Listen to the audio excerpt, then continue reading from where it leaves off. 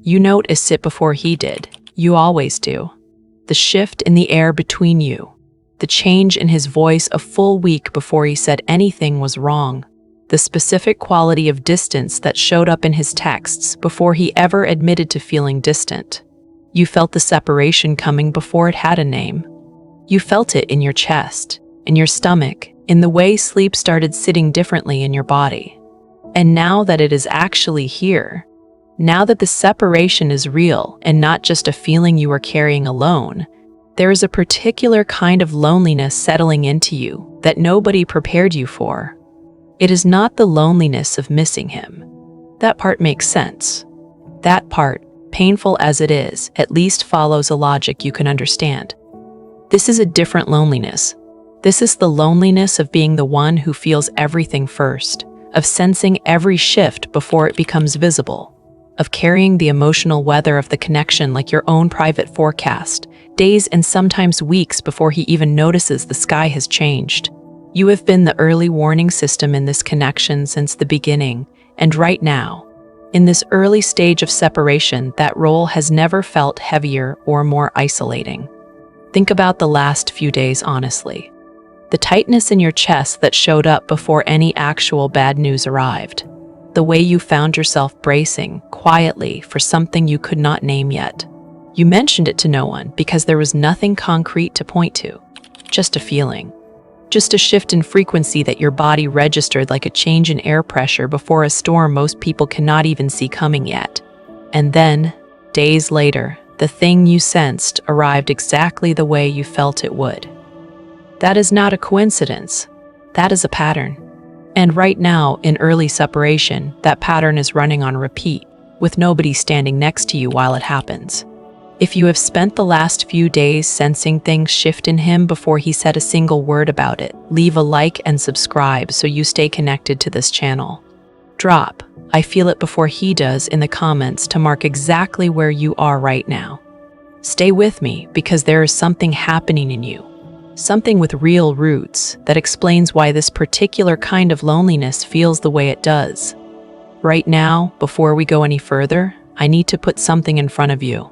You have spent this entire connection reading signals nobody else could see, feeling shifts before there was proof, carrying knowledge about him that came to you early and alone, with no one to confirm it. That kind of early knowing deserves an early answer, not more months of guessing in the dark. A personal twin flame union reading built from your exact birth chart tells you specifically what your body has already been sensing about where this connection stands and what is coming next. Not generic, yours. The link is in the description below.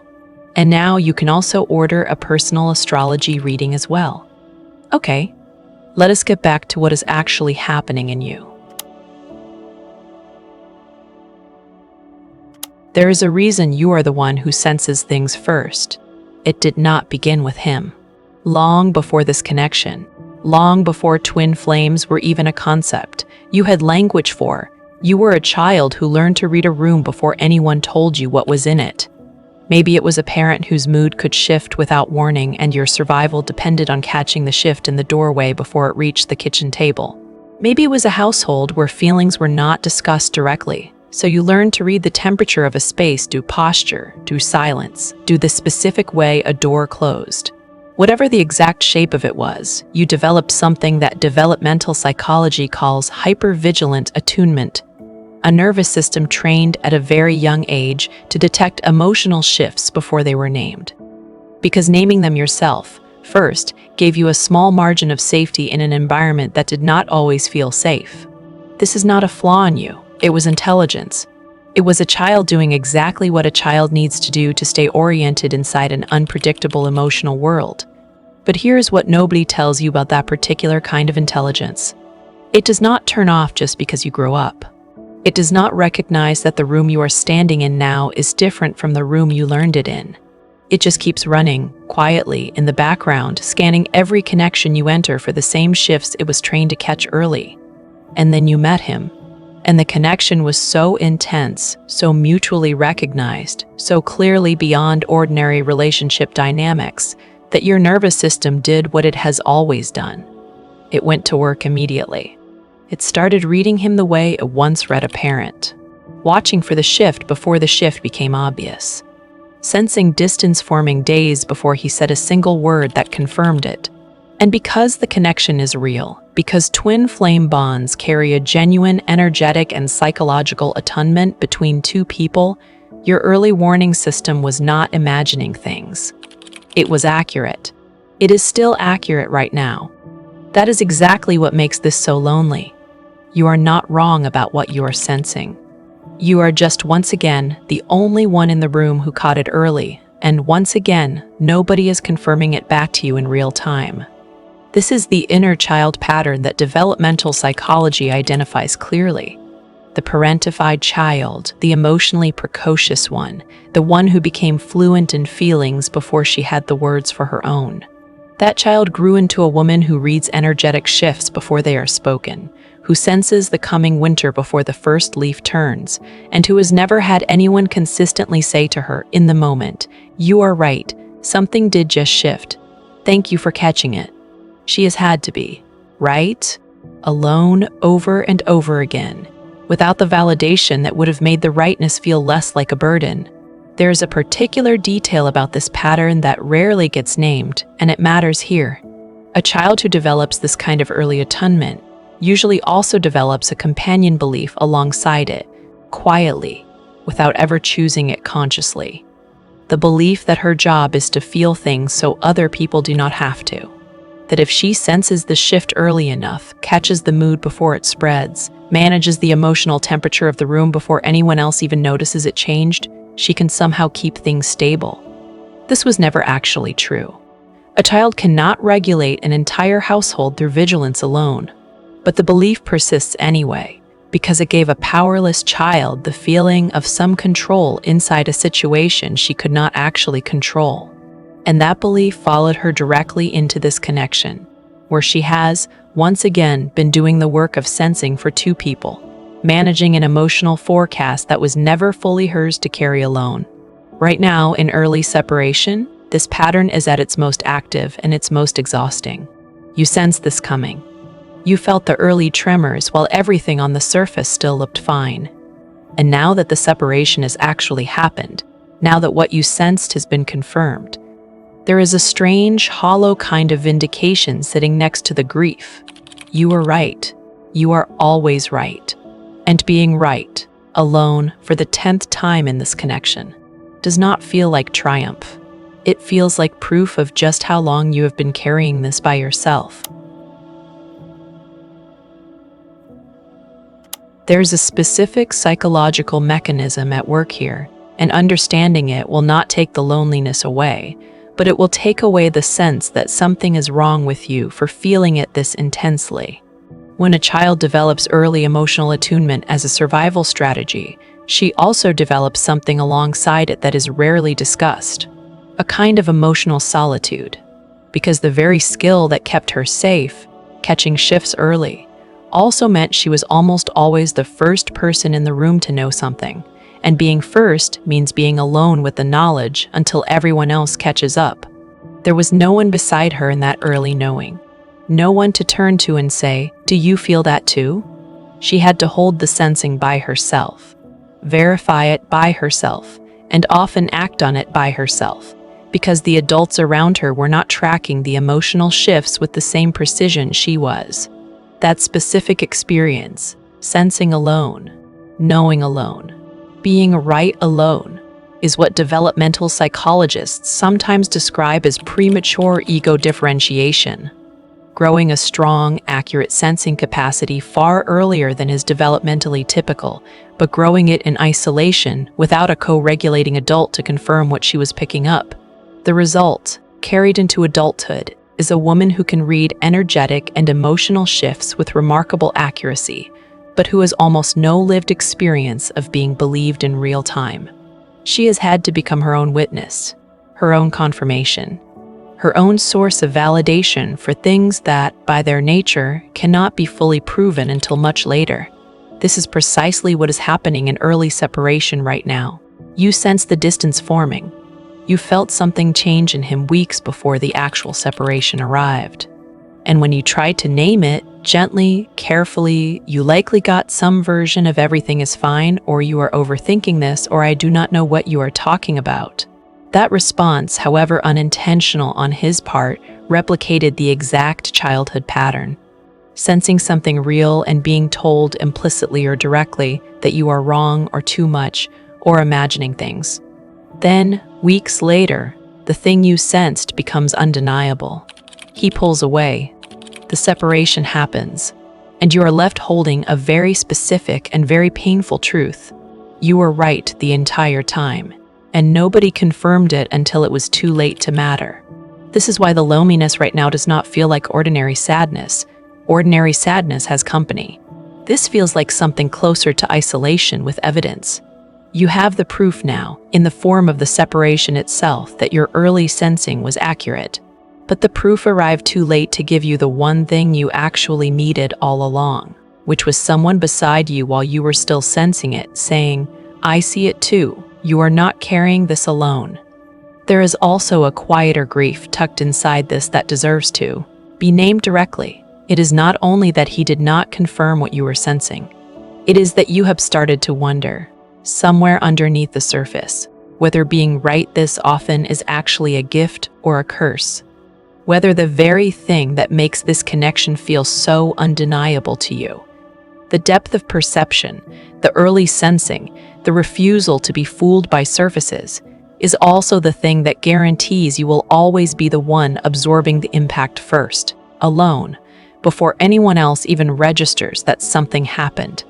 This is not a fair trade, and it makes sense that some part of you resents it, even while another part of you knows the sensing itself is not something you would ever choose to give up.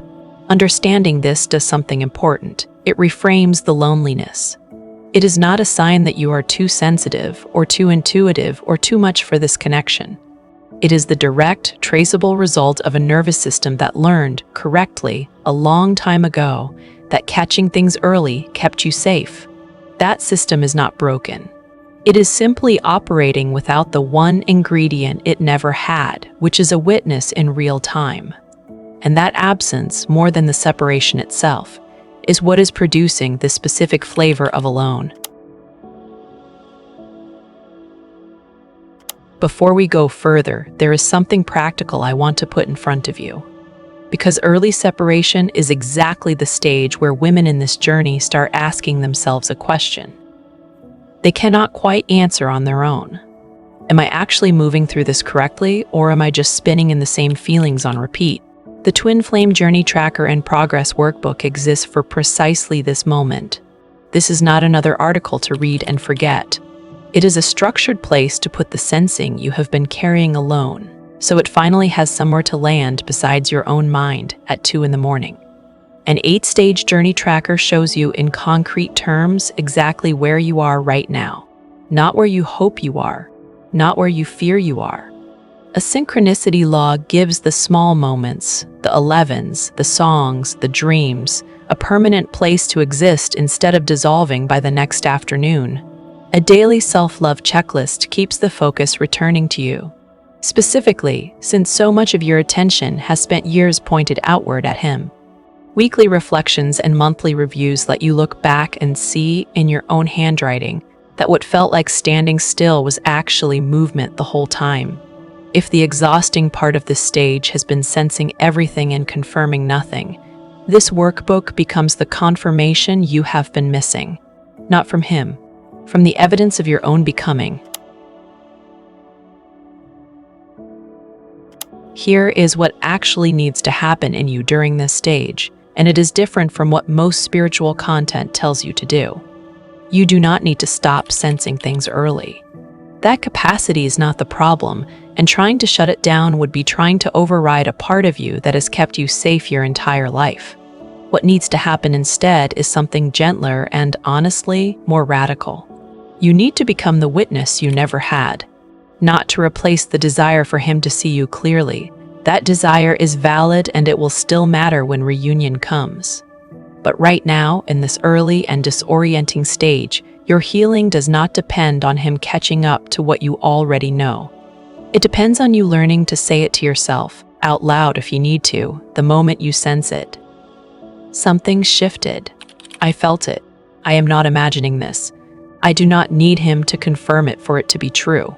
This is what reparenting actually looks like in practice.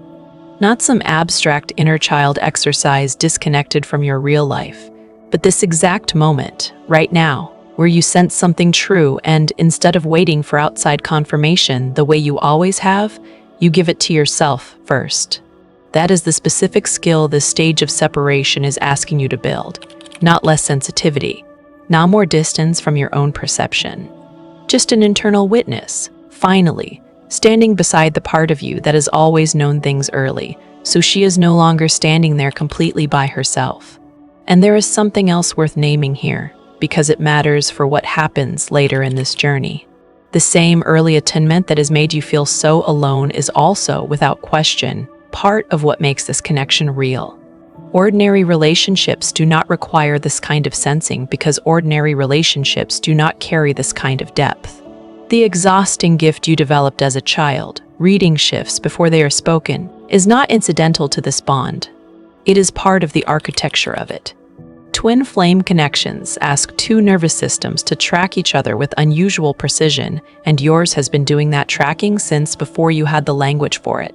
That does not make the loneliness less real right now. But it does mean the sensitivity you sometimes wish you did not have is the exact same capacity that will let you feel him coming back later, before he ever says a word. It has always worked both ways. It will work that way again. Consider what is actually happening on his side right now, even though you cannot see it directly. He is not sensing this separation the way you are. His nervous system was not trained, the way yours was, to catch emotional shifts early. Most of the divine masculine experience in this journey involves a slower, more delayed form of registering what is happening, often arriving weeks or months after the divine feminine has already processed the same event. This is not because he cares less. It is because his attunement developed differently, usually with far less early practice than yours had. Knowing this does not erase the loneliness of being ahead of him right now. But it does mean the gap you are feeling is not a verdict on the connection. It is simply the natural distance between two different nervous systems moving through the same event at two different speeds. He will catch up. He almost always does, later than you would like, but he does. For now, in this early stage, the task is smaller and more immediate than reunion. It is simply this. The next time you sense a shift in him, in the connection, in yourself, do not wait for someone else to confirm it before you let it be true. You already know how to catch things early. What you are learning now for the first time is how to stay beside yourself once you have. There is a specific practice that makes this concrete, rather than leaving it as an abstract idea you agree with in theory and forget by tomorrow morning. The next time you feel a shift, whatever it is, name it out loud, even quietly, even just to the room. Something changed. I felt that. This is real. It does not matter whether anyone else is there to hear it. What matters is that the sensing gets spoken instead of swallowed. Because a feeling that gets spoken, even to an empty room, is a feeling that has finally been witnessed. You are building one small moment at a time, the exact thing your childhood did not have available to give you. A companion for your own perception. And unlike the confirmation you spent years waiting on from other people, this is a source that will never once fail to show up. Because it lives inside you and answers to no one's schedule but your own. This also changes something about how early separation itself will move through you. When the sensing has somewhere to land immediately, it stops accumulating the way it once did, pressure building silently until it became unbearable. It gets processed in real time instead. Felt, named, released. That is not a small shift. That is the difference between carrying this stage like a slow accumulating weight and moving through it the way water moves through a riverbed, present and passing rather than pooling and staying. You have never needed anyone to make your sensing valid. You only ever needed someone to say it back to you. Start saying it back to yourself. You are not imagining any of this. You never were.